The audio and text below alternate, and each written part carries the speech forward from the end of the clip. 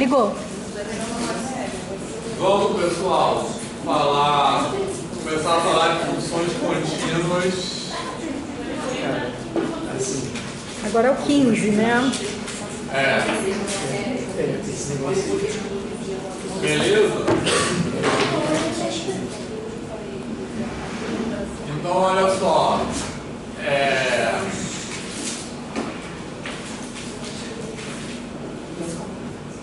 Nós vamos começar falando de funções contínuas. Eu tenho alguns objetivos falando de funções contínuas.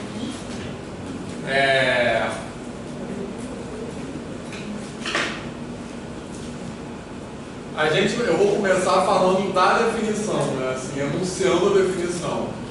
E isso tem um motivo para começar assim, que está na ideia dessa disciplina, né? Porque essa disciplina, embora tenha esse semestre, por acaso, tem muita gente da graduação fazendo, essa disciplina, a ideia dela é pensar que vocês já fizeram disciplina de análise na graduação. Então ela tem um pouco o objetivo de olhar criticamente a experiência anterior de vocês com análise. Estou falando isso por quê? Porque normalmente, se não fosse assim, o caminho ideal seria chegar a essa definição, não partir dela, né? Porque parece uma coisa pouco problematizada, mas eu quero justamente pensar nessa definição como uma coisa que vocês já viram, mas que possivelmente fez pouco sentido, né? Ou pelo menos, beleza, pessoal? Então, vamos começar falando um pouco da definição de continuidade com epsilons e deltas e tentando entender o que essa definição diz, tá? Então,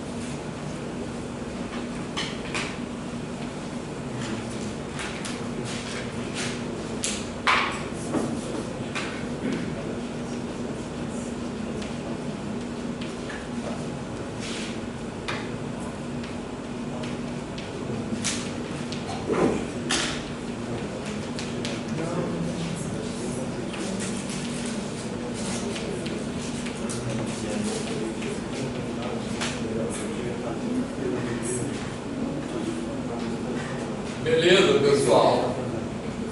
Certo? Então essa definição aí que vocês já devem ter visto alguma vez na vida, né? Certo ou não? Todo mundo aqui já fez análise na graduação, já viu essa definição. E qual foi a experiência de vocês anterior com essa definição? É isso, sopa de letrinhas. Na verdade eu vi primeiro em cálculo 1. Essa semana aqui, começaram isso daí no quadro aqui, né? Quem deu o cálculo? Foi a Maria Fernanda.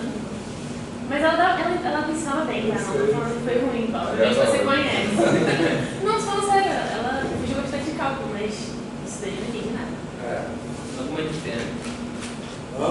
É um dogma de fé. Tá bom. Maria Fernanda é minha amiga, foi minha colega de graduação. Então, mas ela eu acho que era uma das melhores professores de cálculo 1 que existe aqui, né? Na FRJ, mas enfim, ela tinha que apresentar isso. Isso. Então, essa definição, eu acho até que ela pode ser comentada em cálculo 1, mas não com a expectativa de que alguém vai entender alguma coisa. Eu acho que ajuda ela a ser comentada, depende de como ela é comentada. Né? Ela é comentada porque eu acho que ela ajuda, porque quando você vê a real, você já viu antes, assim, tem esse papel. Mas então, eu acho que o professor pode falar sobre isso em cálculo 1, vale a pena nesse sentido, não esperando que alguém vai entender, mas esperando pelo menos assim, ter uma primeira experiência, né? Não com a expectativa de que seja possível. Acho que é muito difícil entender isso em cálculo 1. O Guidorize, né, quando eu estava fazendo a graduação, lá na Unicamp estavam usando o Guidorize. E o Guidorize, ele começa por continuidade depois que ele faz limites, né? E ele usa essa definição e faz várias atividades com essa definição, tipo, para tal epsilon, que delta que serviria, e aí vai trabalhando nesse sentido. Então eu acho que ali, de alguma forma, dentro daquela construção, dava para você, né, pegar a ideia da coisa. Agora, aí é uma coisa também que o professor tem que fazer com calma. Não adianta achar que ele vai dar na primeira aula continuidade, na segunda limite, na terceira, não. Então é isso. Depende de como o professor fala disso, com que expectativa, né? Assim. Beleza? Certo? Tranquilo, pessoal. Quem mais gostaria de compartilhar algum depoimento? Assim, em análise mesmo, era isso que o João falou sobre as letrinhas. Tá. Acho que ajudaria mais se fizesse uma coisa tipo que você fez no slide um tempo atrás, fazer um glossário das linhas. Então, quando você faz ali módulo de estímulo de zero, de distância. Isso, exatamente. E essas coisas assim, porque isso ajuda você a ler sem ler, sacou? Isso. Primeiro vamos reescrever essa definição de outras formas que eu acho que ajudam, beleza? Tá? Então, primeiro, outra forma de escrever essa definição, que está aí no slide, é como o Danilo falou, com distância, tá? A gente está falando de distância, beleza, pessoal? Tá? Então,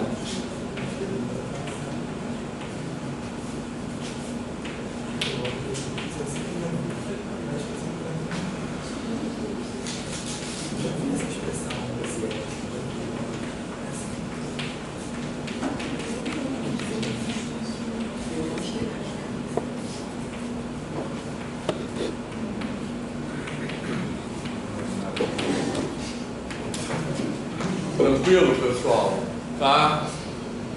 Certo? Então, na verdade, às vezes,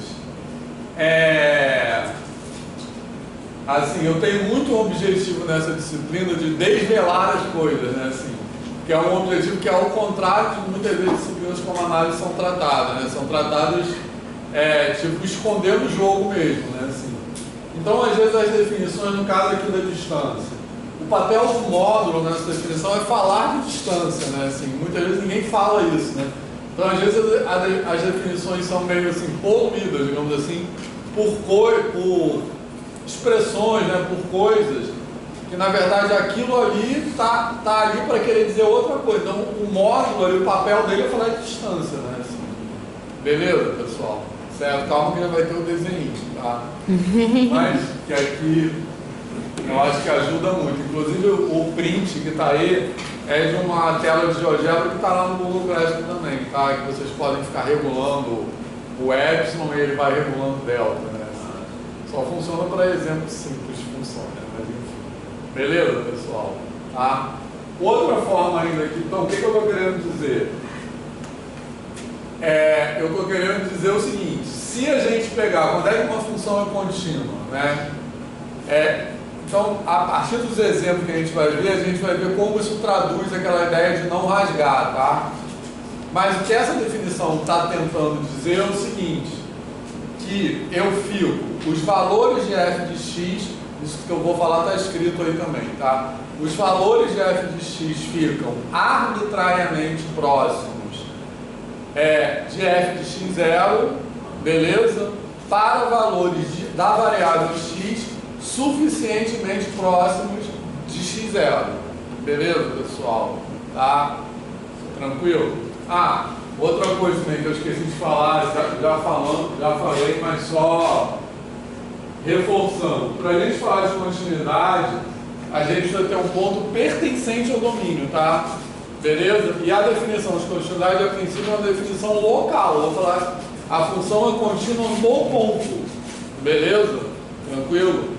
E quando eu falo simplesmente a função é contínua, isso significa que ela é contínua em x0 para todo x0 pertencente a D. Que ela é contínua em todos os pontos do domínio, beleza? Mas essa definição de continuidade com epsilon e delta é uma definição ponto a ponto, tá?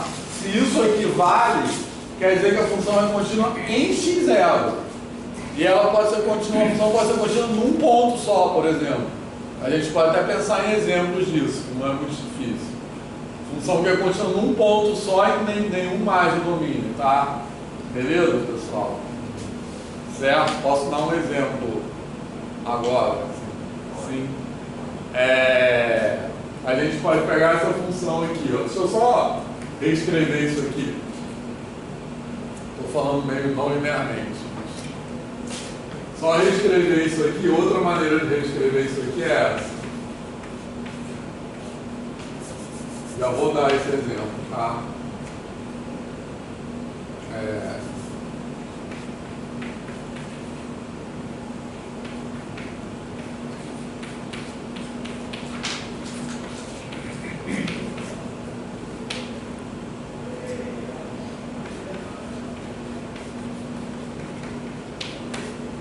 Beleza, pessoal?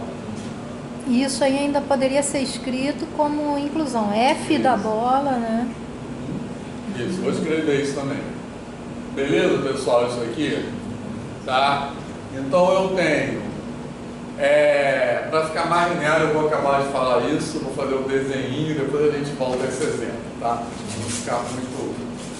Beleza, pessoal? Alguma dúvida nessa definição? Essa também é a tradução que está escrito em cima, tá? Se eu estou dizendo que a distância entre x e x0 é menor do que delta, quer dizer que x pertence à bola de raio delta e centro x0, a mesma coisa aqui com f de x. Tranquilo? Beleza? Alguma dúvida nisso aqui? Tá? Isso junto com o desenho que eu vou fazer já já ajuda a gente a entender também como essa definição funciona, digamos assim. Como eu já falei, essa definição ela tem um ritmo, né? Ela tem uma cadência. Para todo epsilon existe delta, por que tem que ser nessa ordem? Então, por que não é para todo delta existe epsilon? Beleza? Então, daqui a pouco eu quero falar sobre isso. Tranquilo, pessoal? Tá? Beleza? Até aqui tudo bem? Uma outra maneira equivalente de escrever essa definição ainda é essa que a Michelle falou. Repara, o começo é sempre igual, tá?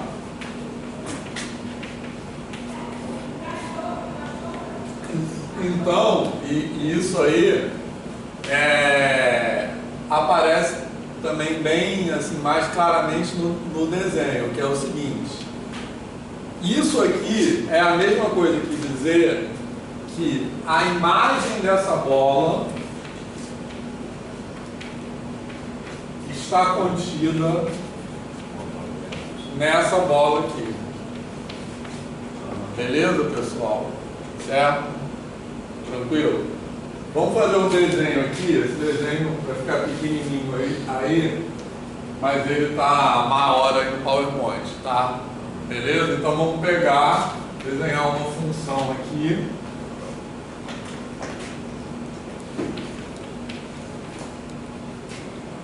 Vou desenhar uma função bem careta mesmo, porque daqui a pouco uma coisa que eu quero falar também é funções não caretas.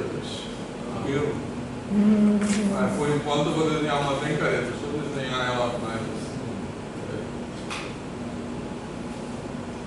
Tranquilo, pessoal? Então essa função aqui.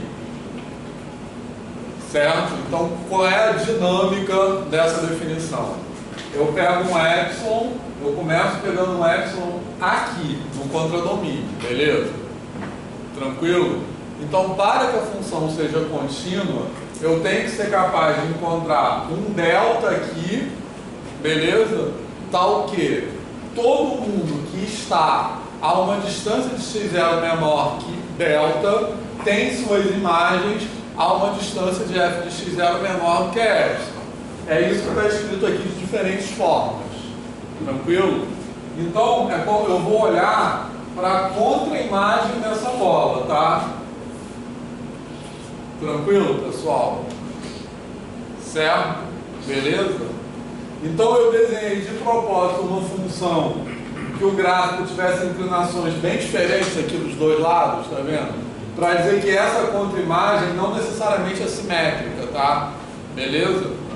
Mas para que a função seja contínua, eu preciso encontrar uma bola aqui de tal maneira que todo mundo como eu falei, que está nessa distância aqui, tem suas imagens caindo aqui dentro, certo? Então eu vou pegar um raio dessa bola de raio delta aqui assim, beleza? Certo? Então repara que todo mundo que está aqui dentro dessa... Não tem nenhuma cor, eu acho. Gosto muito dessa adesivo. Hã? Gosto muito dessa adesivo, mas Tá. Ah, beleza. Certo, pessoal? Vamos falar sobre isso já já. Tranquilo, pessoal? Então, ó, isso aqui, que está aqui, ó, que eu queria desenhar de outra cor, mas não tem, é a bola de raio delta, concorda? Certo? Então, o que a definição está dizendo é que todo mundo que está aqui, beleza? O F desses caras vão cair dentro dessa bola de raio epsilon. Tranquilo, pessoal? Certo? Beleza? Esse desenho, nesse desenho, essa última forma de escrever aqui também fica mais clara, todo mundo percebe? Tá? Porque repara só, isso aqui é a bola de raio delta, concorda? Tá? Isso aqui, ó, daqui até aqui, é a bola de raio epsilon. Mas isso aqui menorzinho é a imagem dessa bola de raio delta. Tá legal? Então é isso que eu estou dizendo aqui, ó. A imagem da bola de raio delta está dentro da bola de raio epsilon. Tá de boa? Isso é uma maneira equivalente de dizer isso. Que é a definição de imagem de um conjunto por uma função. Tá de boa isso, pessoal? Certo? Beleza? Tranquilo até agora? Certo? Então, isso é uma maneira de dizer, como eu disse, que qualquer que seja a distância que eu pegar em torno de f de x0, qualquer que seja a proximidade que eu pegar em torno de f de x0, eu consigo achar uma vizinhança aqui, tal que todo mundo que está aqui está àquela distância, tá? E para que isso, a gente só vai ver alguns exemplos, para que isso traduza a ideia de continuidade que eu quero traduzir, é preciso que essa distância aqui seja arbitrária, seja tão pequena quanto eu quero. Tá legal? Esse é epsilon. Por isso que é para todo epsilon. Tranquilo? A gente pode pensar nesse para todo epsilon, né, nessa distância arbitrária, como se a gente estivesse assim, regulando a precisão de um instrumento. Tá certo? Beleza? Tranquilo? Então é como se eu estivesse olhando no microscópio cada vez menor, tá? Basicamente eu posso pensar assim, uma função contínua, ela não pode ter um salto. Tranquilo? Beleza? Certo? Se eu pegar para cada epsilon que eu pegar, por exemplo, pego o epsilon igual a 1/10, certo? Ele não vai detectar saltos menores do que 1/10. Fez sentido isso? Tá? Mas se eu pego para todo epsilon, quer dizer essencialmente que essa função não pode ter saltos de nenhum tamanho. Então, como se eu tivesse, quando eu estou reduzindo o epsilon, é como se eu estivesse examinando, vamos dizer, o gráfico dessa função num microscópio com precisão cada vez menor. Fez sentido? Certo? Beleza? Isso? Tá? Só que aqui a gente pode ter microscópios com precisão infinita. Tá legal? Tá tranquilo? Quer acrescentar alguma coisa? Tá de boa? Então isso aí ficou entendido? Assim, nesse primeiro momento? Tá? Certo? Então agora, eu vou já dar o exemplo que o Cadu pediu. Mas agora a gente vai, por meio de alguns exemplos também, entender por que para expressar o conceito de continuidade, a definição tem que ser formulada dessa maneira. Tá legal? lembrando também que essa definição de continuidade, ela é fruto de muitos anos de debate matemático, tá certo? Beleza, pessoal? Tá legal? Porque a gente, uma coisa que eu acho que é muito importante é quebrar a ideia que eu já falei várias vezes, que as definições caem do céu, tá? Então, ou seja, melhor dizendo, que as definições inauguram as ideias, tá? Isso eu acho que é uma coisa fundamental. Em geral é ao contrário. As definições, elas tentam capturar uma ideia que já circulava no meio matemático antes, tá? Certo? Então, a formulação dessa definição foi para capturar uma ideia de continuidade que já se sabia que tinha que ser aquela, tá?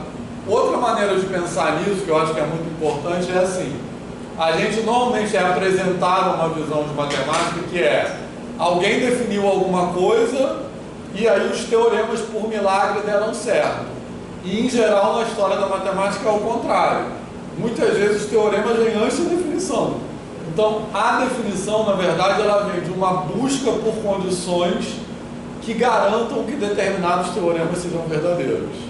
Então você sabe onde quer chegar. Então da onde eu tenho que partir para chegar naquele lugar? Tá? Eu estou falando isso tudo para dizer. Agora a gente vai tentar dissecar um pouco essa definição. Tá? Por que para expressar o conceito de continuidade da maneira que eu quero que ele aconteça, eu tenho que escrever a definição exatamente com esse ritmo, com essa cadência, tá? Beleza? Então, para fazer isso, a gente vai fazer alterações na definição e ver que ela não daria certo. Não daria certo assim. Não resultaria na ideia de continuidade que eu quero que ela expresse. Fez sentido isso? Vitor. Ah. E como você está falando, né, essa questão de que as definições elas vêm depois das ideias, ao contrário, e na verdade as ideias surgem exatamente dos problemas que são colocados, né? E aí é novamente aquela perspectiva da matemática problematizada, que o problema ele se inaugura alguma coisa. Criar um problema que é a grande sacada da matemática. Todo mundo viu isso que a Michelle falou? Então, exatamente isso que a gente está falando é da ideia de matemática problematizada, né? Como a gente fala. Tranquilo? Beleza? E as definições podem mudar depois, né? Assim, podem não ser universais, beleza? Tranquilo? Tá? E essa ideia de continuidade, eu na verdade sou meio leiga da história da matemática, sei muito pouco, mas eu imagino que ela tenha vindo depois de derivação, de integração, de tudo isso, né? Isso aí. No coletivo de aula de cálculo, a gente aprendeu primeiro derivada e depois essa ideia. E aí eu lembro que eu fiz esse cálculo com a Márcia Fusaro, né? E aí ela estava falando que tinha um outro professor que estava começando a ensinar cálculo por integral. E aí, mas assim, foi muito diferente a estrutura como ela levou o curso, porque primeiro realmente a gente viu derivada e aí depois viu limite, assim.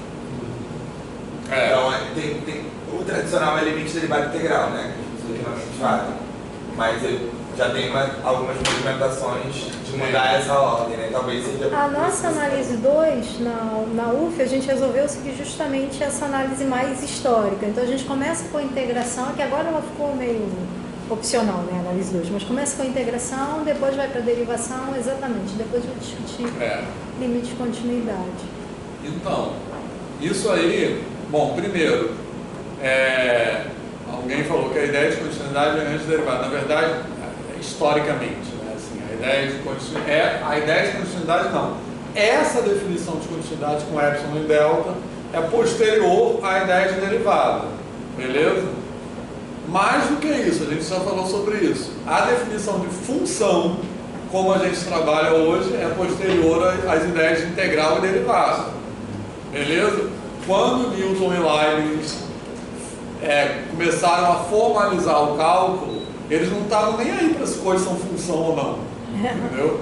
Eles saíam derivando e integrando as coisas, entendeu? Dane-se se era função, certo?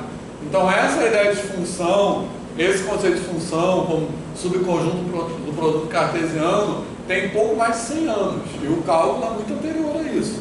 A própria ideia de conjunto isso é muito bizarro, né, eu acho, porque a gente pensa muito em matemática tudo como conjunto, né, assim. E a ideia de conjunto é muito recente, certo? Beleza? De acordo com o livro da Tatiana Roque, o termo contínuo, que você falava da reta contínua, era usado para completude. Exatamente, isso. A gente chegou até a colocar no livro numa primeira versão, depois senão isso vai dar confusão. Vamos botar completude e falar que originalmente era contínuo e falava-se contínuo, mas não vamos falar contínuo não, senão vai dar um rolo danado. Isso aí. Então, essa ideia reta contínua, né? Eu ia falar outra coisa. Sim, o Cadu falou de integral. Na verdade, vejam só, se a gente pensar em cálculo 1, nos conceitos de integral e derivada, é o seguinte, a gente tem essa ordem que é consagrada, mas não tem nenhum motivo para a ordem ser assim. Entendeu? A gente poderia falar de integral antes e depois falar de derivada, certo? Como foi historicamente, inclusive, né? As origens históricas do conceito de integral é muito anterior ao conceito de derivada. E se você pensar nos conceitos, nas ideias conceituais de integral e derivada, a gente pode perceber o seguinte: integral é mais fácil que derivada, conceitualmente. Por quê? Porque a integral é área, beleza? Basicamente, né? Assim, essa coisa de integral é área também é uma simplificação. Integral é acumulação, né? E derivada é comparação de duas coisas. Ou melhor dizendo, integral tem a ver com soma. Derivado tem a ver com quociente, derivado tem a ver com, né, você quer dizer como uma coisa, uma grandeza, né, está variando em função da variação de outra grandeza. Então você está comparando o que é derivada. É uma taxa de variação instantânea, beleza? Então você está, taxa de variação é o quê? Taxa porque é divisão, né, assim. Então você está comparando a variação de uma variável com a variação de outra variável, da qual ela é dependente. Beleza? Isso tudo instantâneo, ainda está passando o limite. Beleza? Então repare que essa ideia conceitualmente é muito mais sutil do que a ideia de derivada, de integral. Beleza? Certo? Então não tem nenhum motivo para ser assim. E aí a gente fala, às vezes fala, integral é mais difícil que derivada. Essa fala, quando se fala isso, a pessoa está se referindo à técnica de integração e não à integral em si, beleza? Então até essa fala, quando se fala integral é mais difícil que derivada, na minha interpretação essa fala é um sintoma, digamos assim, da visão tecnicista que se tem do cálculo, tá? Porque quando se fala isso, você está reduzindo derivada integral, os conceitos, as ideias, estão reduzidos aos procedimentos de calcular. Se você pensar nos procedimentos, de fato, calcular uma derivada é mais fácil que calcular uma integral, beleza? Certo? Mas os conceitos não são só os procedimentos, né? Assim, além disso, você não precisa dar aquilo tudo, é ridículo dar aquelas integrais secante ao cubo, né? Eu sempre uso esse exemplo. Beleza, pessoal? Ela estava falando de história, você pega uma história da matemática, dois problemas de quadratura são bem mais antigos que os problemas de matemática. Exatamente, isso aí. Você pega aquele papiro de Hinton, todo livro de matemática aparece isso. Ali já tinha problema de quadratura, uma doideira isso. Não, e essa ideia, né? Porque daí tem a ideia, não, mas em análise a gente tem que apresentar antes limite, continuidade, porque para fazer integração você vai usar um limite. Então como é que você vai usar um limite sem ter feito o limite? Mas não precisa ter feito analiticamente, todos os alunos fizeram cálculo. Você pode trabalhar perfeitamente a construção de Riemann, bonitinha, falando também, comparando com a forma antiga, como se calculava, aqueles métodos de exaustão, fala de toda a história da integração, como ela foi, usando uma ideia de limite do cálculo, mais prática e intuitiva, porque na verdade, inclusive, era o que usaram quando Riemann, sei lá, usou, né?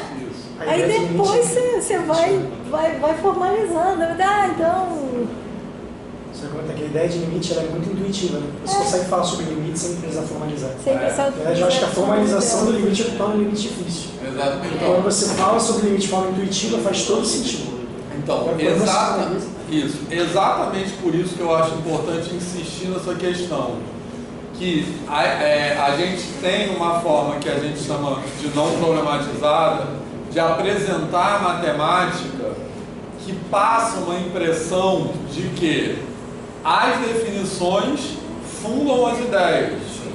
Então, reduz a ideia ou o problema à definição.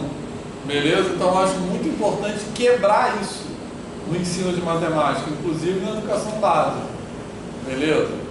Certo? Acho que se o matemático fosse ensinar você confeitagem, ele começaria te ensinando a plantar cereja. Senão não vai poder confeitar o bolo. Isso. Vou te ensinar música, você nunca ouviu uma música na sua vida. Você está escrevendo, lendo partitura.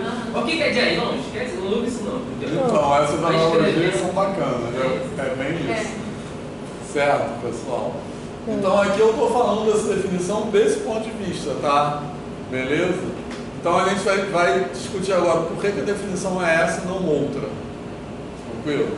A gente vai falar isso tendo como referência aquilo que a gente já sabe que a gente quer que essa definição diga. Então a gente vai partir da ideia para falar sobre a definição. Beleza, pessoal? Nesse sentido, eu quero dissecar um pouco essa definição.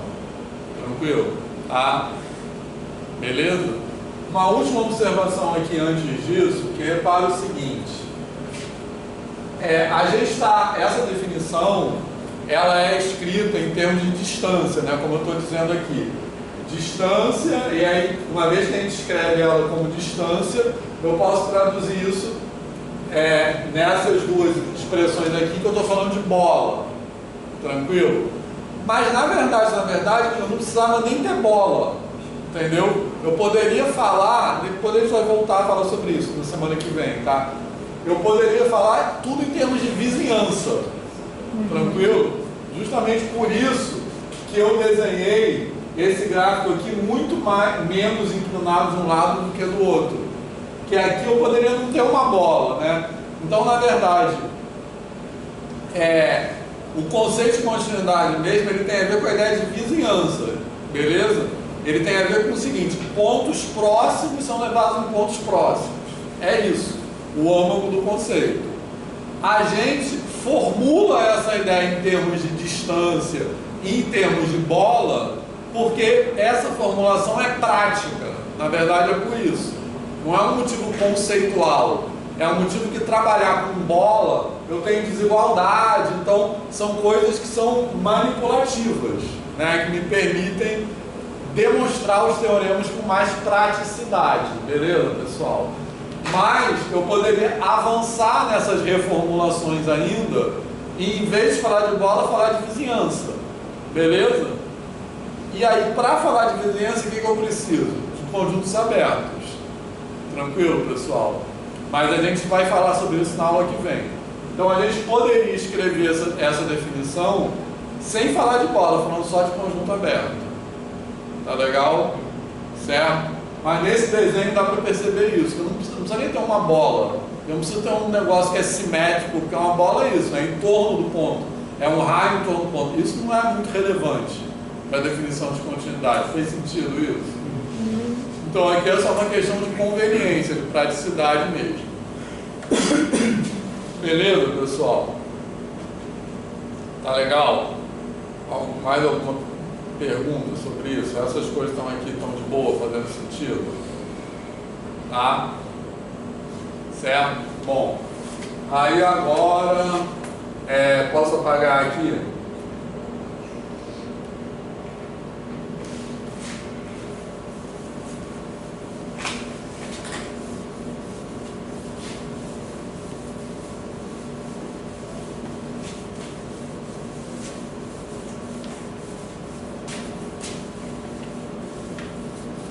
Só dar o exemplo que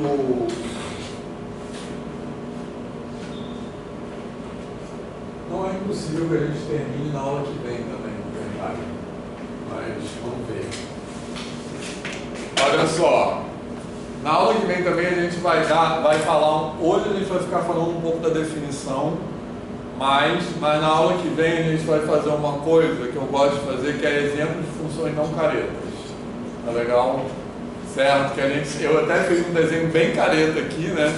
E quando a gente pensa numa função contínua, automaticamente a gente pensa assim, uma função diferenciável. Mas na verdade, né, que é um gráfico todo suave, mas para uma função contínua não precisa ser diferenciável. Na verdade, a maioria das funções diferenciáveis não é contínua em um ponto. Beleza? Tranquilo? Mas, para fazer esse exemplo, a gente pode ter uma função, a gente pode pensar numa função que é contínua em um único ponto. Certo? Isso não é nem muito difícil. Eu posso pensar nisso aqui, ó. Vou botar uma outra antes, que é bem essa aqui, que não é contínua em nenhum ponto, tá?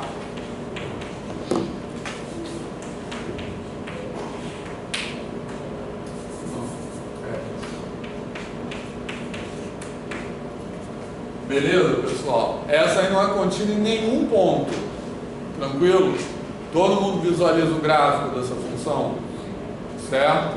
Ela tem como se fosse uma nuvem no 0 e uma nuvem no 1, digamos assim. Certo? Mas ela não é contínua em nenhum ponto, porque tanto os racionais como os irracionais são densos. Tá legal? Mas aí eu posso alterar essa função assim, ó. Agora, essa função que está aí, como é que seria o gráfico dessa função que a gente não consegue desenhar? Seria um monte de ponto aqui assim e um monte de ponto aqui assim. Tá beleza? É isso? Certo? Essa função aí, ela é contínua no 0 e só no 0. Fez sentido isso? Sim ou não? Certo? Acho que não. Tá. Acho que não entendi. Deve ser contínuo só em um ponto. Tá, então olha só. Essa função aí, se eu pegar um epsilon aqui assim,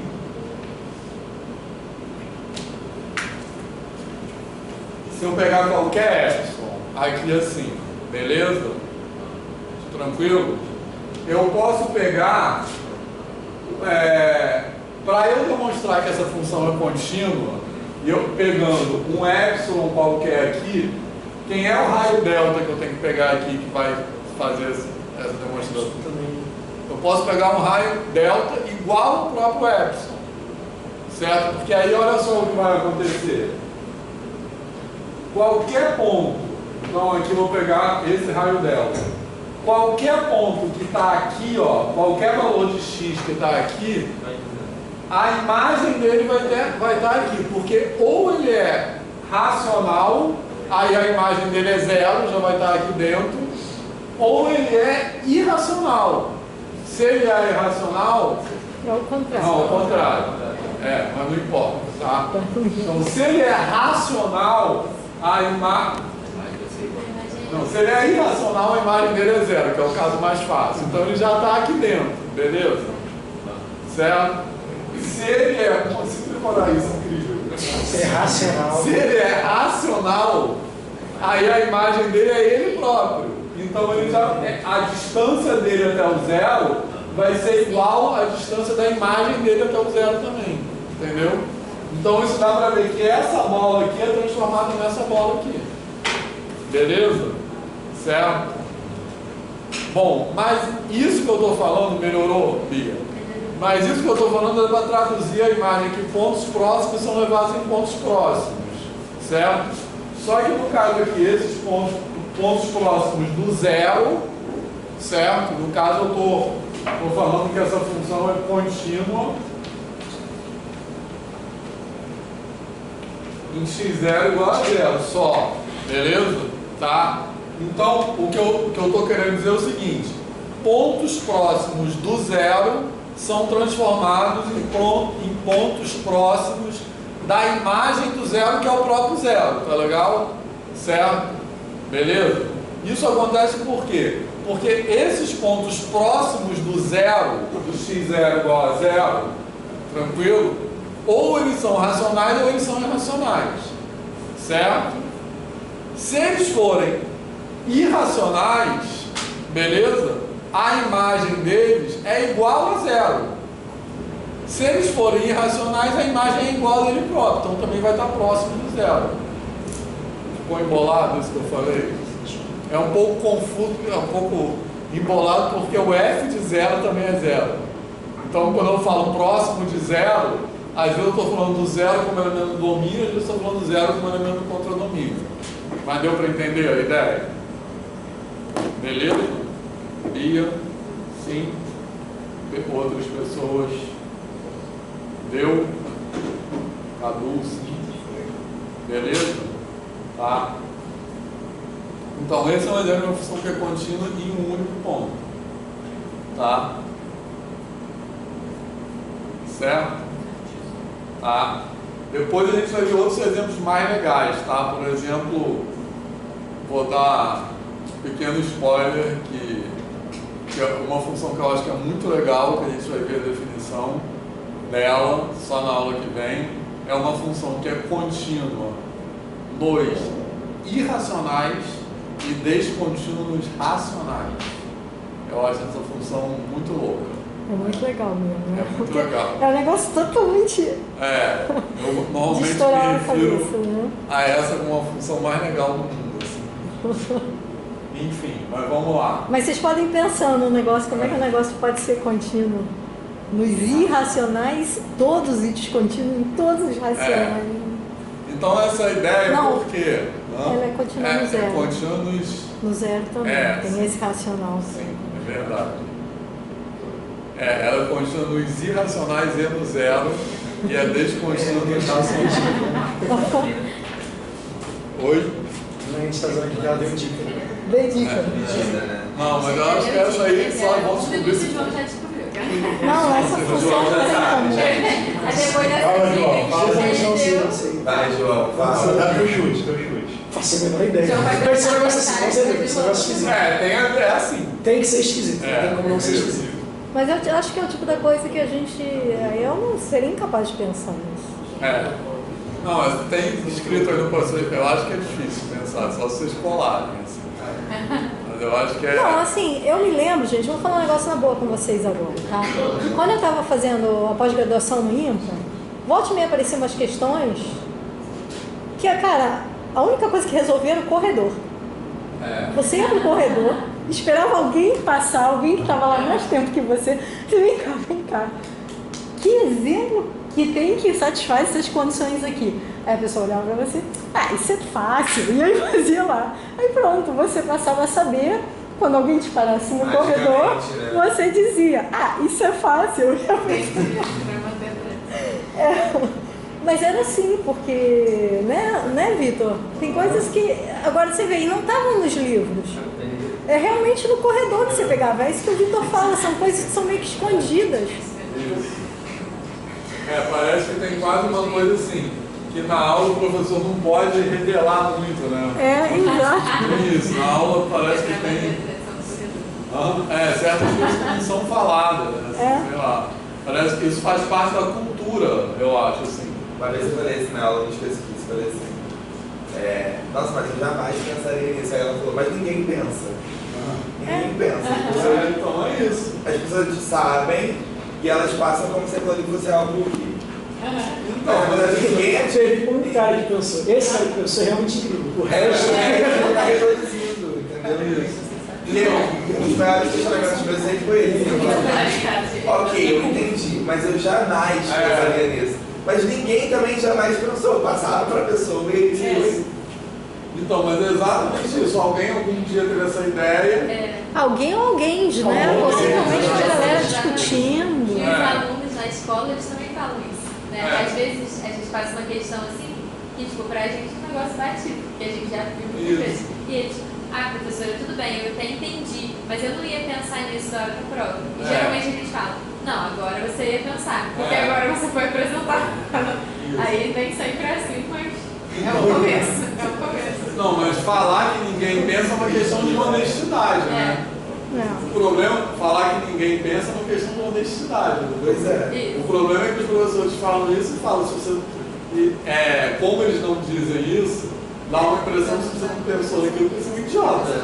Exatamente. A parada mais forte que eu vivi assim foi um professor que a gente foi reclamar com ele de uma questão, tipo assim, muito fora do dom na prova.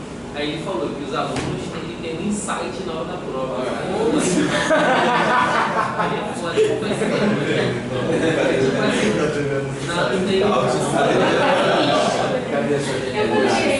quando eu fiz cálculo português da primeira vez, 80% das pessoas reprovaram. Aí quando foram me mandar com o coordenador, ele falou, teve gente que conseguiu. Aí desculpa assim mesmo. E assim, se mantém praticamente dobrado. Não, Mas o que isso é pior, é isso? tem esse também. Ah, sim, isso é Esse não.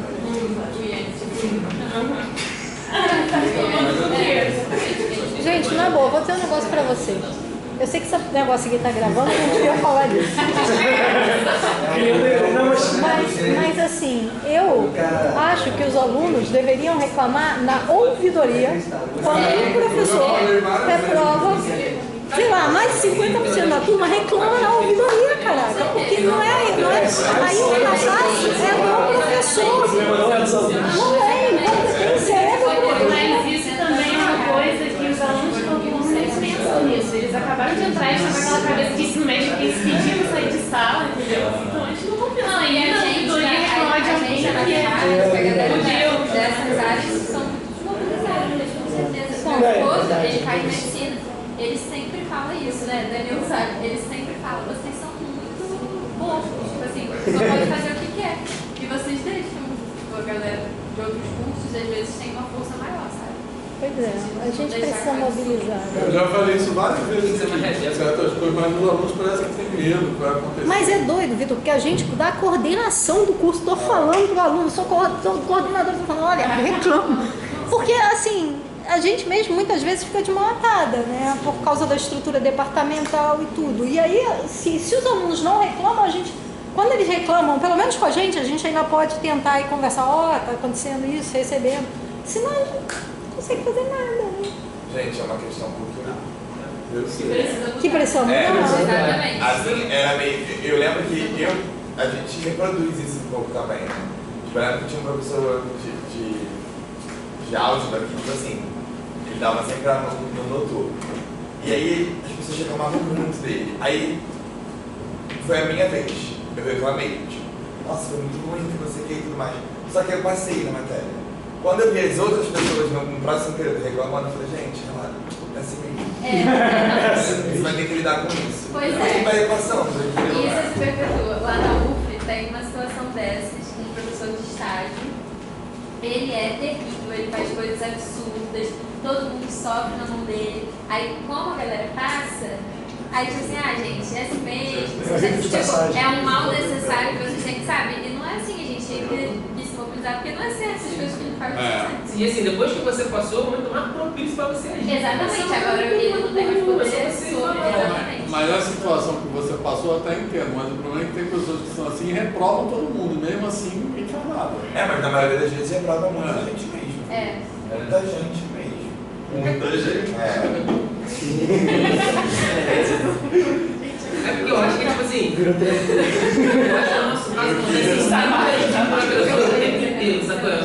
É o tempo inteiro. Então a gente, no final das contas, você vê que aquele cachorro campeão muito, assim, só quer terminar.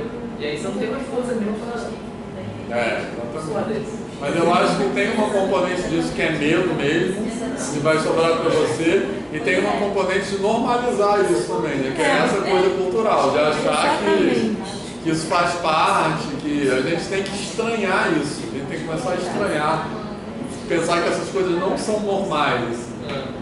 Não, e como isso acontece desde o primeiro período, em geral, a boa parte das pessoas que, vamos dizer assim, não aguentam, saem.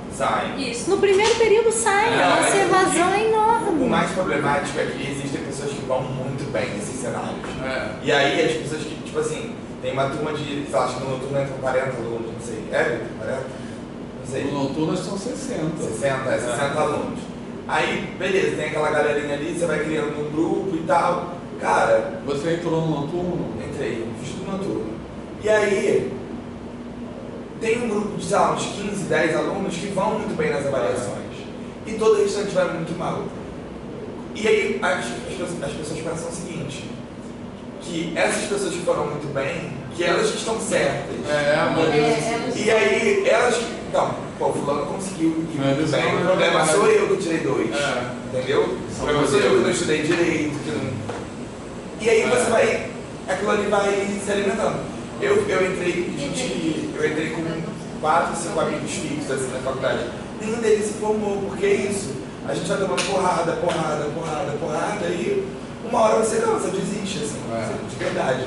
Porque mexe com a sua autoestima, você acha que você não sabe matemática. A galera entra aqui adorando matemática, tipo, geralmente você é bom em matemática no ensino médio quando você faz de matemática.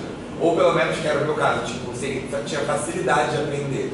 Não era excepcional, mas eu aprendia com facilidade de matemática. Eu entrei na faculdade, eu virei uma aula de nota péssima e nem entender mais eu conseguia, entendeu? Então aquilo ali vai acumulando, é muito problemático. Mas à medida que você vai, eu tô sangrando, mas passei em uma, vai acabando, você fala, não, então, você sobrevive. eu acho que é muito perverso isso, né? Assim, é que é um rito de passagem, no fundo. E aí as pessoas que sobrevivem, se a gente não tomar cuidado, a gente acaba incorporando isso à nossa própria prática. Então a gente vai reproduzir isso. Assim, a gente Não vai ser tem professor. nenhuma dúvida, exatamente. A nossa matemática reflete isso também. Exatamente. É doído, mas relaxa, uma hora. E aí você vai, aí quando você vira professor, você vai falar, eu passei por isso, você tem que passar por E isso. sobreviver. O que eu acho mais surpreendente ainda nesse processo todo é tipo assim, ver que você pode passar por pessoa muito inteligente, que persiste, que tá aqui Porque o normal, passando por esse cenário todo, eu tinha uma amiga, ela tá até aqui hoje no PEMAT, uma amigona minha, cara, a gente se formou na UF em 2017, ela demorou 5 anos pra pisar lá de novo, chefe. Ela não queria pisar lá. Tanto assim, até hoje, quando eu entro lá, eu tenho sentimentos mistos, assim, não dizer que eu sempre me porra, olha assim, eu fico olhando pra minha sombra, sacou? Olhando por cima do ombro. Então, o fato da galera persistir e ir pra pós-graduação de novo, eu já acho um negócio meio surpreendente, porque o certo era você... Sumir. Você sai do cativeiro, você nunca mais vai querer Exato. Não é isso? Não tem ninguém que queira sozinho. É todo mundo aqui meio doido. Eu ia comentar um negócio que, complementando o que o Cadu falou, e complementando o que a Michelle falou, que é a questão de, tipo assim, se a gente reclamasse, a gente também teria que reclamar com tanta frequência, porque os professores bons na universidade, infelizmente, são exceção. São os professores que a gente conhece por nome. Ó, quando for assistir nessa matéria, você chega com tal professor, que com esse professor tu vai aprender.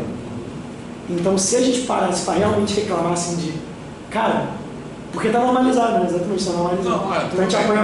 Mas eu não sei. Mas eu acho que tem umas coisas que são assim.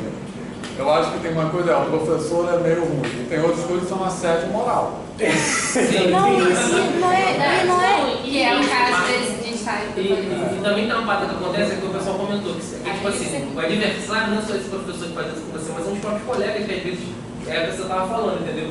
Que tipo assim, você quer levar pra frente a parada, mas a galera, deixa disso. Chato. Não vai nada. Chato. Mas olha só, E muitas vezes você tá sozinho. Muitas vezes tem gente que olha e fala assim, mas deixa quieto mesmo. No período que vem a gente tenta de novo. E fica quieto. E geralmente só tem 2 professores que dão a matéria. O que dá pra passar e o que é impossível de passar. E aí... O que faz essa de moral, o que não faz essa de moral. Não, os 2 às vezes fazem, mas com Um faz você menos. passa. Exatamente. Eu trabalhei com curso na época, eu dava disponibilidade do trabalho dependendo disso aí. Igual o cara que vai dar aula de manhã e de noite, então eu trabalho de manhã. E desde que eu estudei aqui era assim, eu lembro que tinha um professor que já se aposentou, todas essas pessoas, personagens dessa história, tinha um professor que sempre andava análise complexa. E que ele era horrível, assim, era uma coisa... E ele era assim, falar, pô, foda-se, ele era um gay enrustido, assim, ele era aquele cara vingativo, sabe esse perfil que a pessoa, ele tinha raiva do mundo, assim, que ele, a gente interpretava isso, eu acho que era isso, que ele nunca se assumiu, enfim, mas era obviamente gay e era muito, ele era isso, chamava aluno de burro, era muito rigoroso, reprovava todo mundo, Aí teve um semestre que foi uma professora da disciplina, sempre era ele que dava.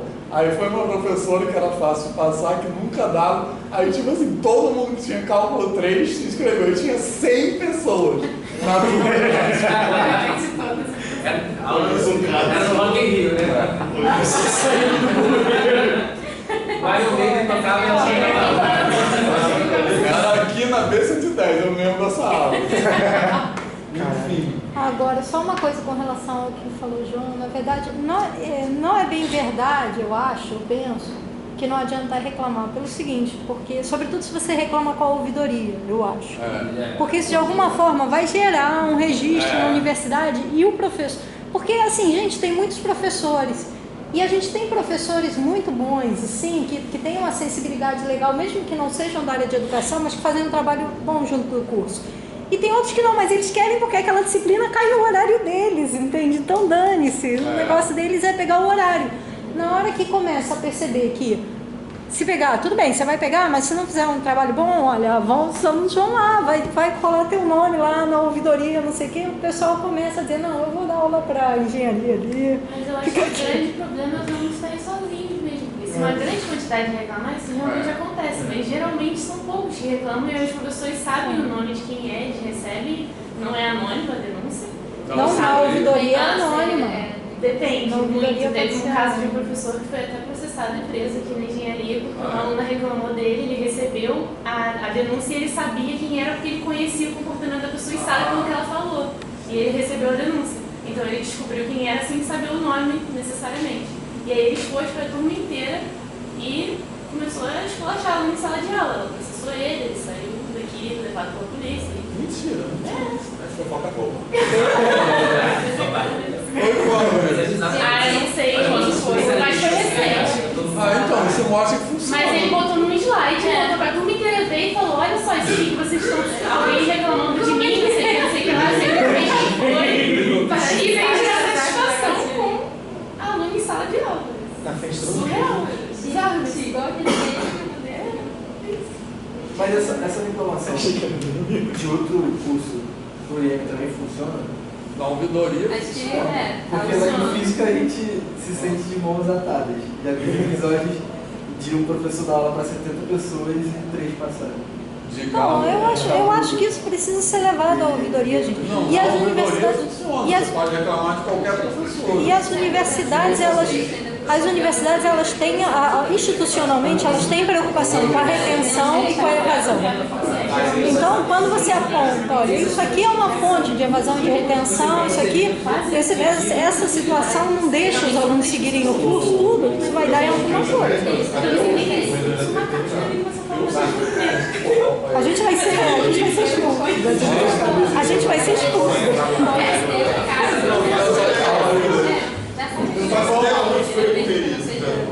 Então vamos terminar esse exercício. Desculpa. Depois disso, Desculpa não, isso faz parte da disciplina, tá? Vamos escrever um artigo com essas coisas. sobre Todo isso. mundo aí é Sobre a importância da ouvidoria. Porque tudo isso ajuda a gente a entender sobre o que a gente está falando aqui, por que eu estou falando dessa maneira. Sim. Né? Assim, então tudo isso faz parte. Então agora, eu acho que para terminar a aula de hoje, vamos, esse exemplo aí, tem até outro no PowerPoint, mas eu vou deixar para a semana que vem, que é legal também, que é aquele que a gente falou na aula de topologia sobre a parametrização da circunferência, lembra? De demonstrar com a definição que aquela função é contínua, mas a inversa dela não é contínua, lembra? Que era? Falei. Que leva o segmento da circunferência, que ela rasga, mas cola, ela não rasga, mas cola, então a volta vai ter que rasgar. Aí tem a demonstração disso com epsilon e delta, tá? Mas vamos fazer esse exemplo aqui, que é o seguinte. Eu botei, a gente vai pegar essa função aqui e a gente vai fazer algumas coisas com essa função, beleza? Tranquilo? Eu botei um exemplo de uma função bem simples, tá? Essa função aqui, beleza? Por quê que eu botei essa função bem simples? Porque o objetivo do exercício é a gente usar a função para pensar na definição. Então o foco do exercício está na definição. Se eu botasse uma função aqui complicada, ela desviaria o foco. Beleza? Tranquilo? Então a primeira coisa que a gente vai fazer com essa função aí é mostrar que ela é descontínua usando a definição. Beleza, pessoal? Certo? Esse é um exercício, sobretudo, para exercitar a negação dessa definição. Beleza? Que a gente quer mostrar que ela é descontínua. Tranquilo? Certo? Então, primeira coisa, ela é descontínua no ponto x0 igual a 1. Tá legal? Certo? Beleza? No ponto x0 igual a 1, que é o ponto do domínio, tá? Talvez eu poderia até mudar um pouco, porque tem isso, né? O 1, a gente vai talvez confundir o 1 no domínio com o 1 contra o domínio, tá? Que é, mas poderia somar uma constante só para não ter isso, mas é bem diferente. A gente pode botar x mais 1 aqui, x mais 2 aqui, não importa. Bota pi ali no lugar do 1 do lado direito e ali embaixo no gráfico. Pode ser, mas vamos tentar fazer assim. Acho que assim já está.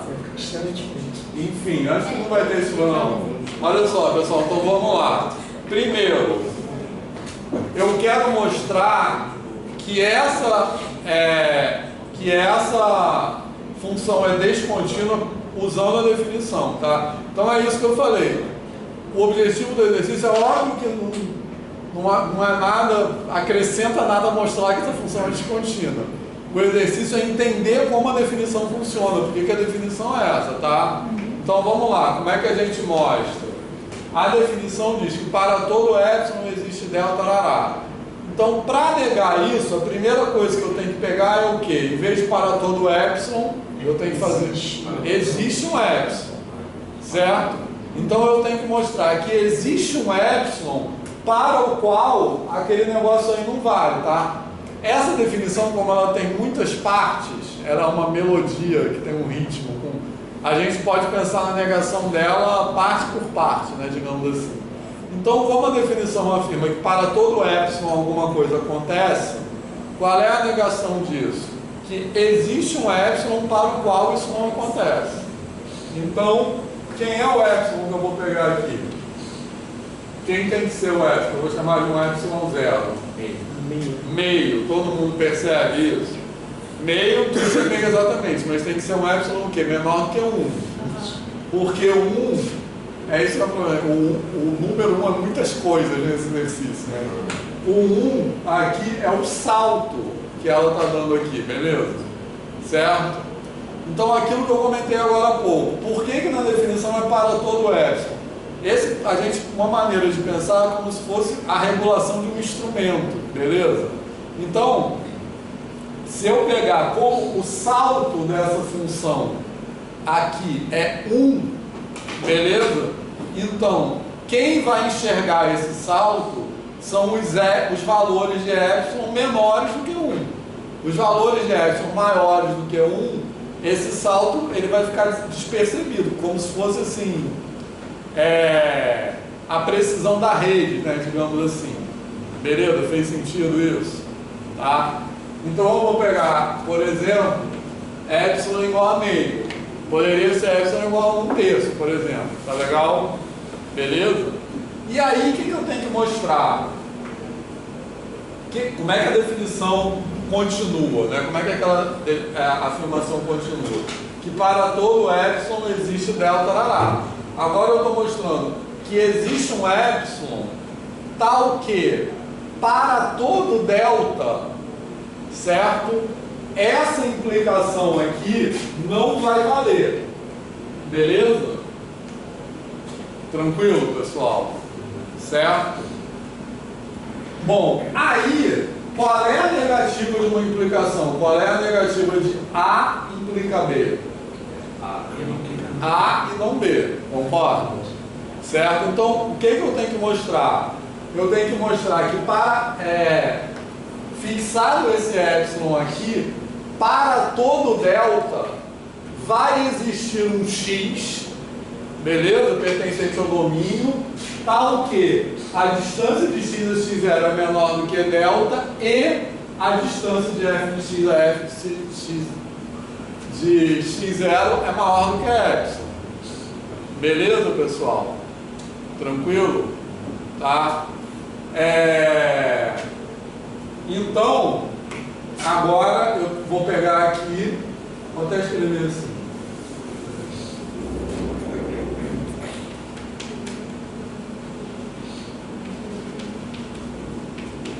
E agora eu vou pegar, seja delta maior do que zero, beleza, pessoal? Certo? Que aí agora é para todo o delta. Tranquilo? Certo? Aí, quem é um x0 que eu posso pegar, que a distância dele, um x0 não, um x, tá? Agora eu vou pegar esse x, um valor de x tal, que a distância dele até esse x0 aqui seja menor do que delta e a distância de f de x seja maior do que epsilon. Maior ou igual a epsilon, beleza? Todo mundo entendeu o que eu quero pegar? Certo?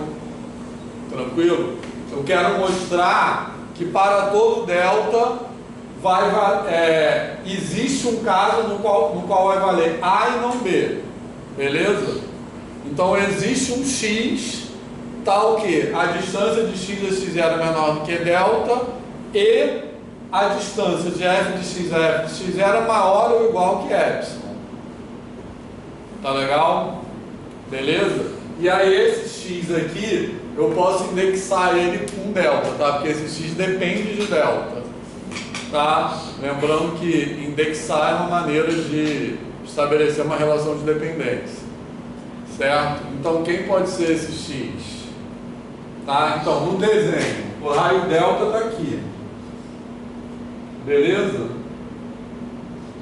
Tranquilo? Vou pegar um raio delta menor assim. O raio delta está aqui. Então nesse desenho aqui, onde é que tem que estar esse x? Maior que 1. Maior que 1. Tranquilo? Certo? Beleza? Maior que 1 e menor do que quem? 1 mais delta. Isso. Tranquilo? Beleza? Porque o x que vai funcionar é o x que está aqui. Nesse pedacinho aqui do intervalo. Concorda? Beleza? Tá tranquilo? Porque aí o f dele vai cair aqui.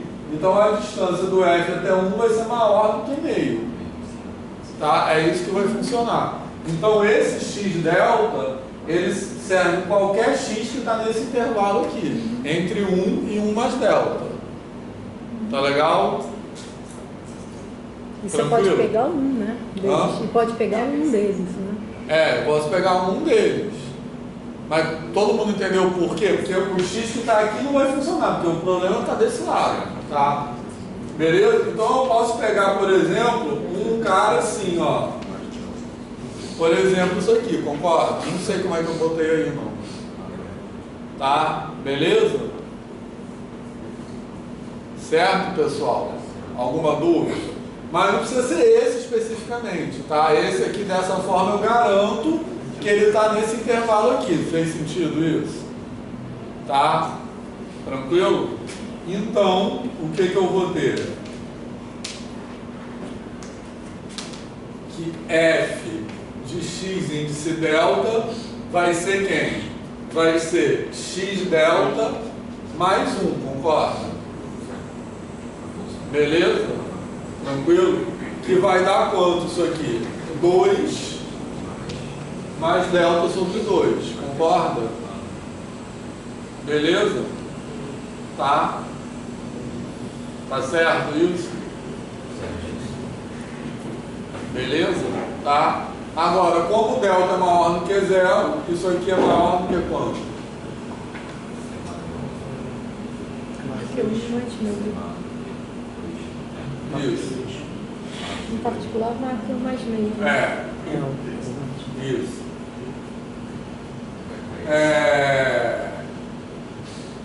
Na verdade é melhor eu escrever assim. Então isso aqui vai dar isso aqui, tranquilo? Beleza? Certo? Mas o que eu quero mostrar é que a distância entre isso E f de x0 é maior ou igual a meio, concorda? Beleza? Aí eu vou ter que a distância entre f de x delta e f de x0 vai ser o quê?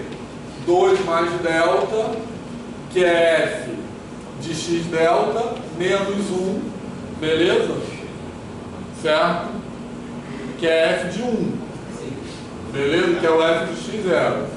Então isso aqui vai ficar módulo de 1 mais delta sobre 2, que é maior que 1. Em particular, é maior ou igual a meio. Tá beleza, pessoal? Certo? Todo mundo entendeu isso? Beleza? Isso, que é o epsilon. Tá? É o epsilon 0 que eu chamei. Alguma dúvida? Tá beleza? Tá? Eu só aproveitar e escrever aqui, ó, a negação disso aí.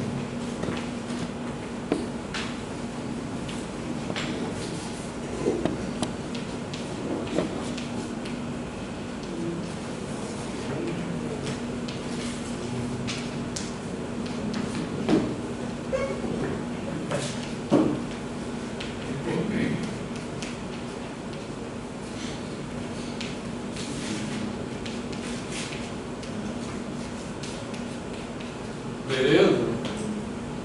Então isso aqui seria a negação dessa definição, tá? Vê se faz sentido.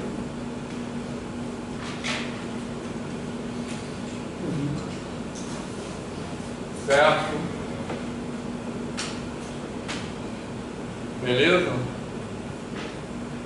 Agora, adivinha quando eu posso apagar isso aí.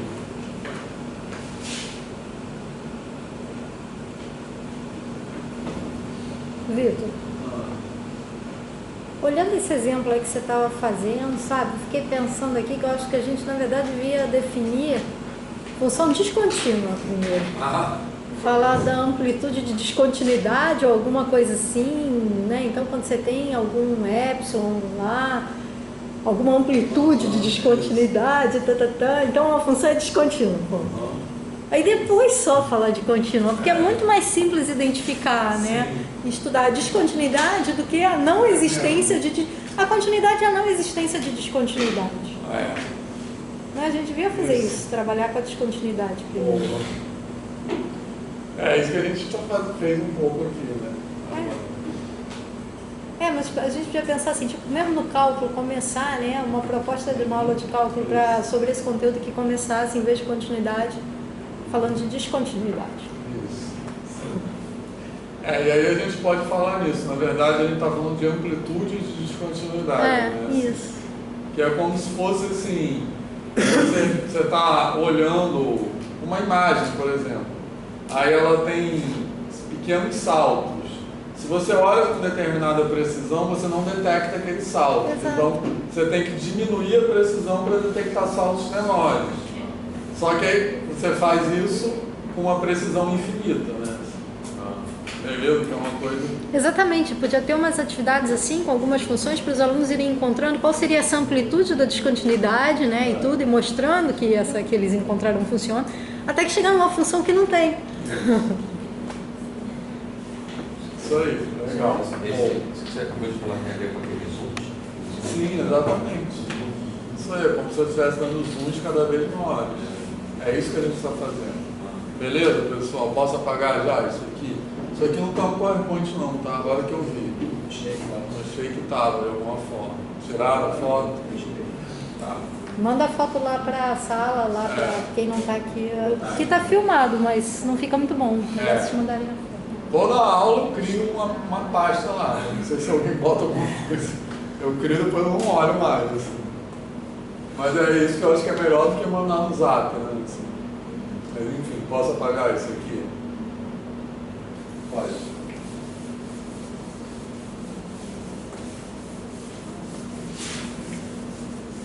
Olha só, agora o exercício que a gente vai fazer é o seguinte.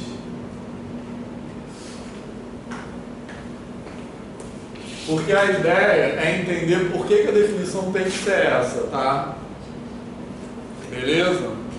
Essa definição, como eu já falei várias vezes, ela tem um encadeamento, tá? Repara que assim, que eu pego para todo... Então, essa precisão sobre a qual nós estamos falando, ela é regulada no contradomínio, concorda? Ela é regulada na imagem, tranquilo? Certo? Por que ela é regulada na imagem? Porque dessa forma que a gente consegue detectar esses saltos. Porque os saltos acontecem na imagem, tranquilo? Tá? Então, o exercício agora, eu vou escrever outras versões, digamos assim, daquela definição. Beleza? E o exercício é entender por que essas outras versões não prestam. Tá legal? Beleza? Então, eu vou escrever assim, ó, não prestam, quer dizer, não serviriam para ser definição de continuidade, tá? Então, eu vou escrever isso aqui, ó.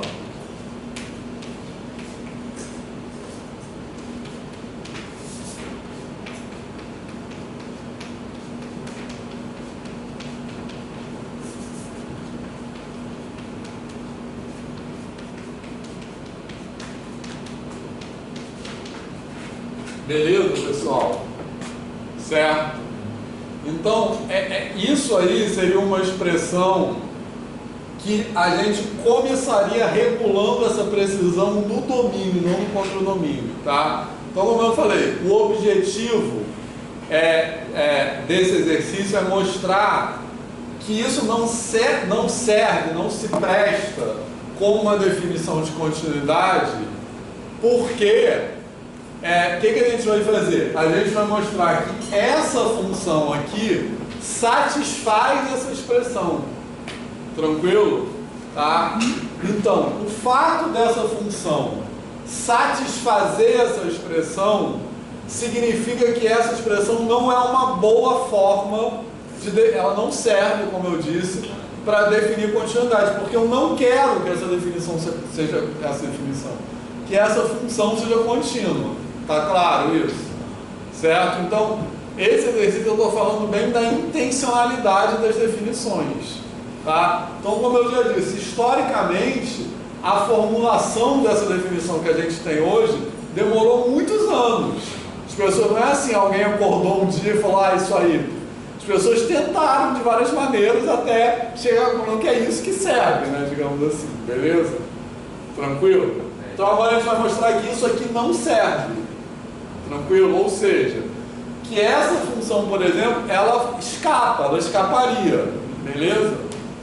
Né? Essa expressão, ela não detecta esse salto. Tranquilo?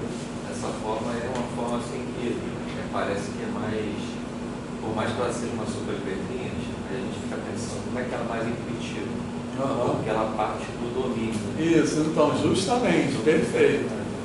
Então, esse exercício vai ajudar a entender por que a gente tem que partir do contradomínio. Isso é um bloqueio que eu tinha na graduação. Então, pronto. E ninguém fala isso, parece que é óbvio que tem que partir do contradomínio. Beleza? Tranquilo? Então, um pouco a resposta para essa pergunta, então, repara, essa dúvida do Marcelo, acho que é muito importante, porque ninguém fala nisso na graduação, beleza? Então, um pouco a resposta para isso é o seguinte, é porque os saltos da função acontecem nos valores. Então, eu tenho que, nos valores, né, que eu quero dizer, nos F's. Na imagem da função. Nas imagens da função, beleza? Então, eu tenho que, para detectar esses saltos, eu tenho que a arbitrariedade tem que estar na imagem, no contradomínio, beleza, pessoal? A resposta é um pouco isso, tranquilo? Mas acho que a gente incorpora melhor essa resposta fazendo esse exemplo, tranquilo? Beleza? Então, vamos pegar, então o exercício é mostrar que essa função satisfaz essa expressão aqui, tá? Satisfaz essa implicação aqui. Então, a gente tem que pegar um delta arbitrário. Tá tranquilo?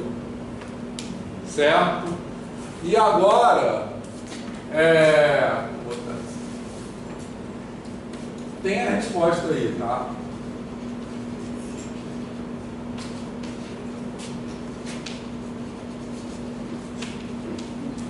E agora eu tenho que pegar um epsilon. Então esse epsilon pode ser igual a quem? Então repare que eu estou pegando um delta arbitrário aqui. Tá legal? E aí, em função desse delta, isso que eu vou fazer diferente. Eu tenho que escolher um epsilon aqui, tranquilo? Certo? Tal que todo mundo que está dentro, aí a segunda parte é igual, tá? Tal que todo mundo que está dentro desse raio delta caia dentro desse raio epsilon. Então, esse epsilon pode ser igual a quem? Pode ser, ó, todo mundo que está dentro desse raio delta vai ter suas imagens dentro do raio epsilon que eu vou escolher, tranquilo? Eu acho que ajuda a pensar nisso se eu desenhar a imagem dessa bola de raio delta. Quem é a imagem dessa bola de raio delta? Ela vai ter um pedacinho aqui, beleza? Tranquilo? Tá? Que aqui eu tenho 1 menos delta até 1, tranquilo?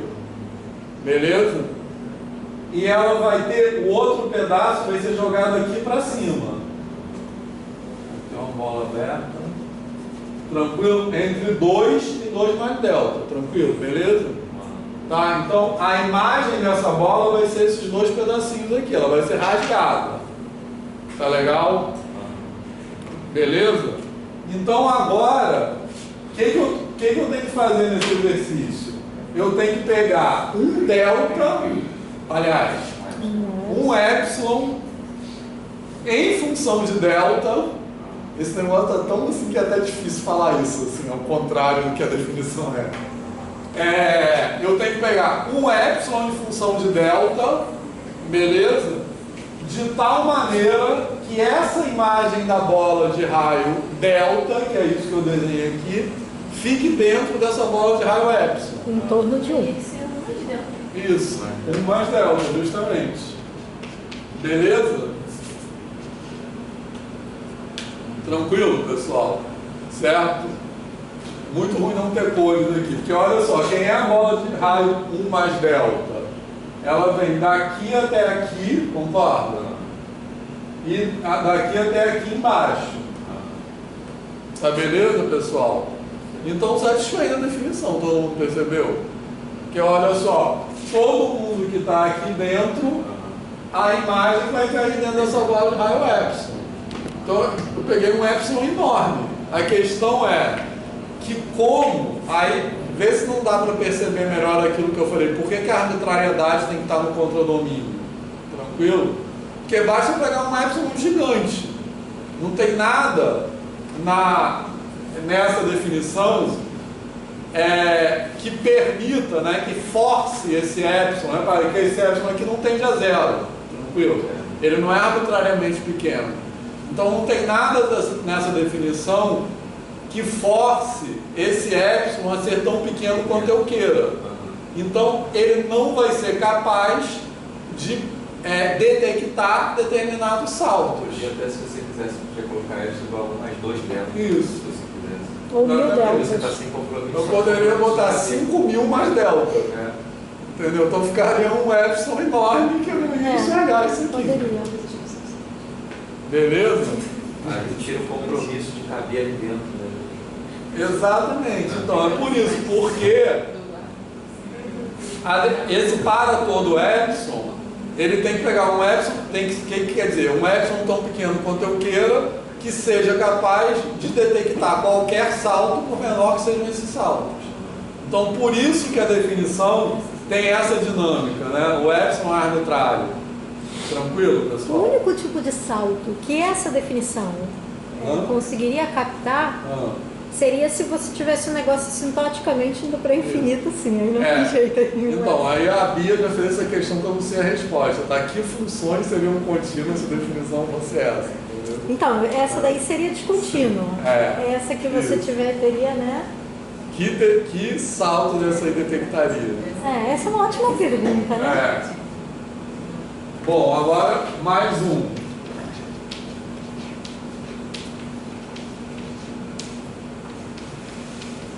Bom, agora eu mudei a primeira parte da definição, agora eu vou mudar a segunda, tá? Como eu falei, essa definição tem esse ritmo, né? Eu pego um epsilon aqui, aí eu escolho um delta aqui, né? Eu começo aqui e vou para cá. A partir desse epsilon eu escolho um delta, aí nessa bola de raio delta eu volto para cá, né? Então por que a dinâmica tem que ser essa, tá? Então agora eu vou trocar a segunda parte da definição, tá?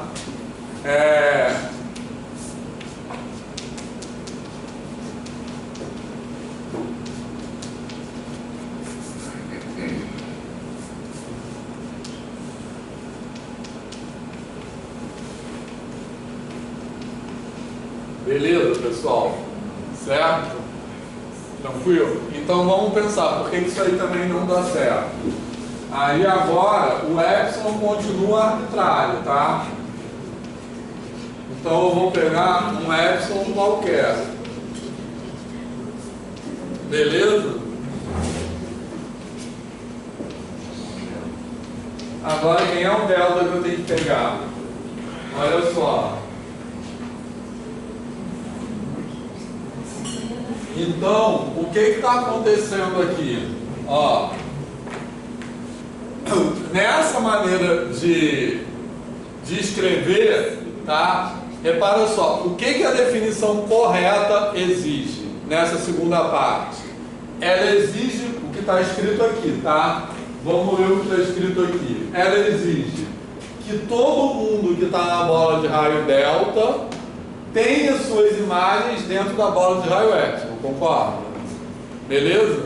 O que eu estou escrevendo aqui é o seguinte, eu estou exigindo que todo mundo cujas imagens está na bola de raio epsilon seja proveniente de alguém que está na bola de raio delta, concorda?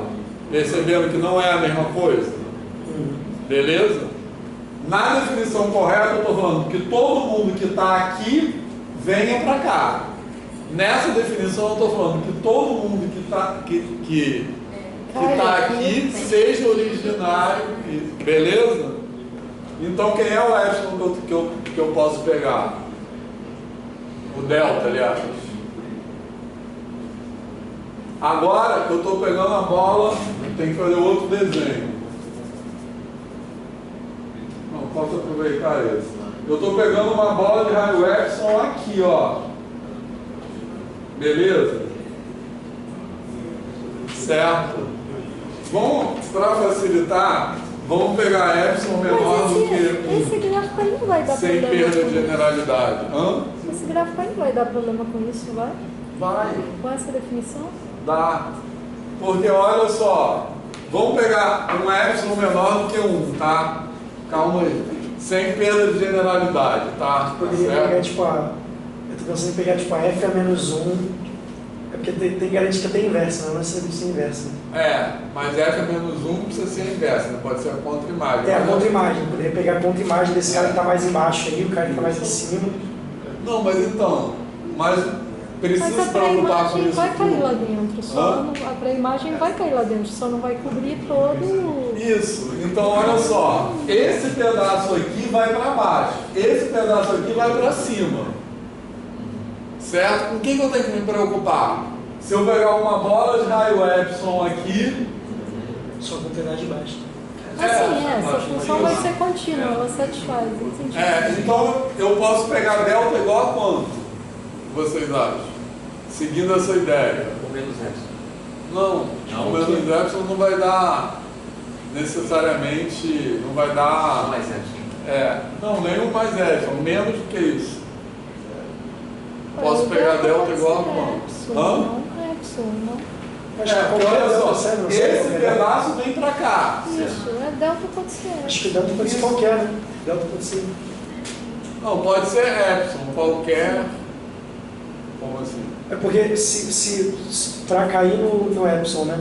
Qualquer Quer dizer, qualquer cara que está aqui tem que cair na bola de raio. Se você pegar delta sensar gigantesco assim, tu vai garantir que vai cair ali dentro. Então pode ser qualquer delta. Maior que epsilon. Quer dizer, qualquer delta grande o suficiente. A partir de epsilon.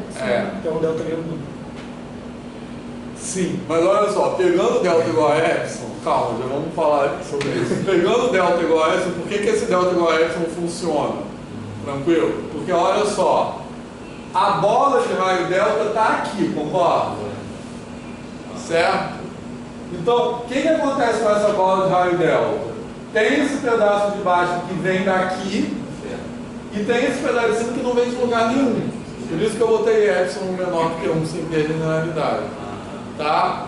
Então, isso aqui satisfaz o que está escrito ali. Todo mundo que está nessa bola de raio epsilon vem de alguém que está na bola de raio delta. Tranquilo? Agora, nem todo mundo que está na bola de raio delta é levado para essa bola de raio epsilon. Mas a definição não está exigindo isso. Tranquilo? Tem esse pedaço da bola de raio delta que é levado aqui para cima. Mas a definição não exige isso. Beleza? Ela exige que todo mundo que está aqui venha daqui. E isso vai acontecer. Fez sentido?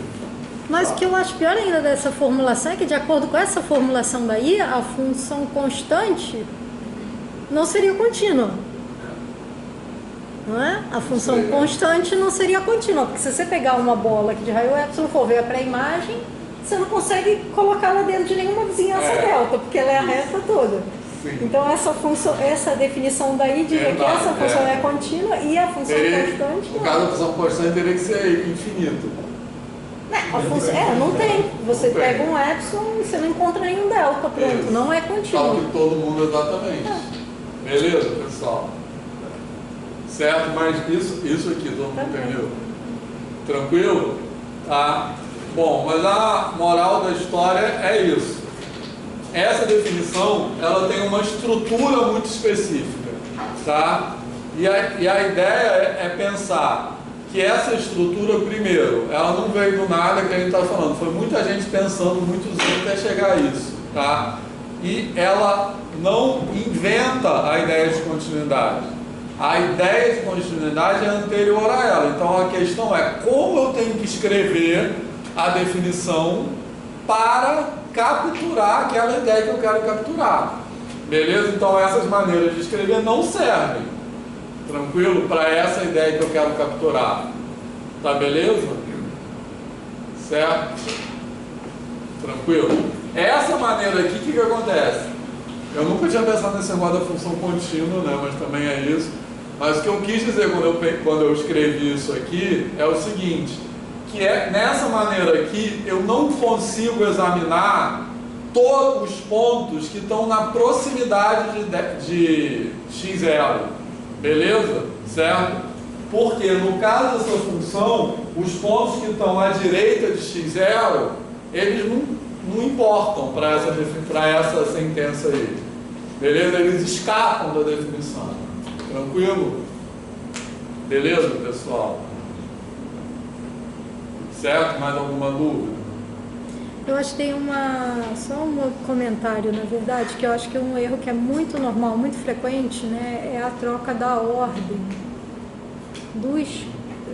mas sem trocar, porque aqui você trocou o quantificador também, manteve o para todos sempre no início, né? Muitas vezes a gente vê e às vezes esse erro não é que de fato é um erro de compreensão, é um erro somente, em vez de botar para todo epsilon existe delta, bota existe delta tal que para todo epsilon. É só uma questão de não se apropriar dessa convenção, que é uma convenção que a gente faz sobre o que muda quando você muda a ordem. Sim. Né? A gramática. Né? A gramática, isso, exatamente. Isso. Tem um outro termo, que é a sintaxe. A sintaxe, isso. Né? Quando você junta de uma forma ou de outra, muda o significado. E às vezes o aluno está pensando corretamente, faz tudo corretamente, mas o professor deve dizer, não trocou, mudou todo sentido. Mudou todo sentido para o professor, mas para o aluno não. Exatamente. Ele estava escrevendo ali, mesmo que o professor estava pensando, né? E às vezes o fato do aluno não escrever com aquela sintaxe não quer dizer que ele não tem as ideias matemáticas. Né? Exato. Quer dizer que ele não aprendeu assim, que é super normal, né? Assim, que não é nada demais. Que matemática tem isso, né? Matemática, nesse sentido, tem um alfabeto, né? Tem uma linguagem própria, como aprender, sei lá, Libras, né? Ela tem um alfabeto próprio. Então, Assim, tem uma coisa que uma área, assim, sei lá, sociologia, você pode não saber nada daquilo, mas você vai conseguir ler. Matemática você não consegue ler, né? Assim. E isso é importante a gente pensar, porque muitas vezes quando a gente entra na graduação, os professores assumem que você já sabe ler aquilo, né? Assim, e você tem, por exemplo, tem muito aluno aqui na graduação que não sabe o que é para todo.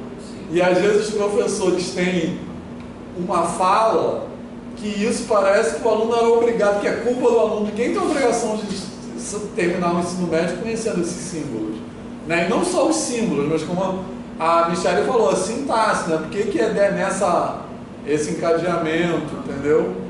Não, e tem um negócio péssimo, porque às vezes os matemáticos, eles realmente acreditam de alguma forma, eles vivem num montão assim, né?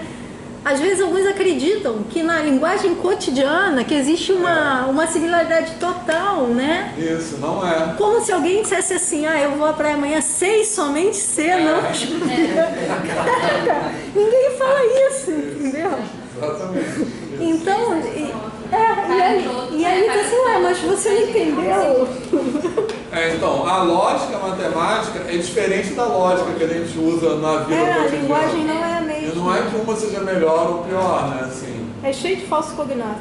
Exatamente, né? Assim, o exemplo mais assim, dramático disso é igual. Quando a gente fala que na vida cotidiana que uma coisa é igual a outra, quer dizer que ela é congruente, né? Que a gente matemática. Certo? E quando a gente... Isso acho que é muito importante. Parecido. É igualzinho a você. A questão do ou, a lógica, é uma parada confundida. Isso, exatamente. Ou excludente ou não, entendeu? Quando o ou em matemática não é excludente, né? Assim, o ou inclui o e muitas vezes quando a gente fala na linguagem cotidiana é ou uma coisa ou outra. Né? É o ou excludente. E essa coisa do igual, né? Você fala, duas coisas são iguais, é que elas são a mesma coisa, não é porque elas são duas. Em momento nenhum você fala isso e isso causa confusão, e de novo, a pessoa que tem essa confusão tem toda a razão de ter a confusão. Quem está errado é o professor, que nunca discutiu isso com a pessoa, né? Então os alunos são muitas vezes duplamente culpabilizados. Eu acho que isso é muito, ele tem que prestar muita atenção nisso, né? Eu lembro que tinha um professor que a gente perguntava, professor, isso é para fazer, o Johnny, isso é para fazer em casa ou para fazer aqui agora? Ele respondia, sim. Exatamente. Teve uma vez que eu vi aqui no corredor do IEM que tinha um grupo de professores que eu não vou falar o nome, e alguém chegou e falou assim, falou para essas pessoas e falou, alguém viu fulano? Aí ele falou, eu não posso responder essa pergunta, eu não sou capaz de responder essa pergunta. Entendeu, né? Quando você fala alguém viu fulano, é alguém que está ali. Exatamente. Aí tipo, eu não vi. Falta de habilidade social. É isso, aplicando a lógica na minha. Alguém viu, amigo? Alguém tentou Alguém com certeza sabe, mas eu não pode. Se alguém viu ou não. Exato, eles não Aí não sabe se alguém viu. Ele não viu. Tipo, ridículo. Se perdeu no personagem, né? Se perdeu no personagem pra caralho, né? Exatamente. Nossa, mas eu tinha outra aqui. Mas olha só, vocês acharam legal esse exercício? Sim. Acharam que ajudou a entender essa definição? Sim, bastante. E pegaram o espírito do exercício. Então valeu, pessoal. Ó, um ponto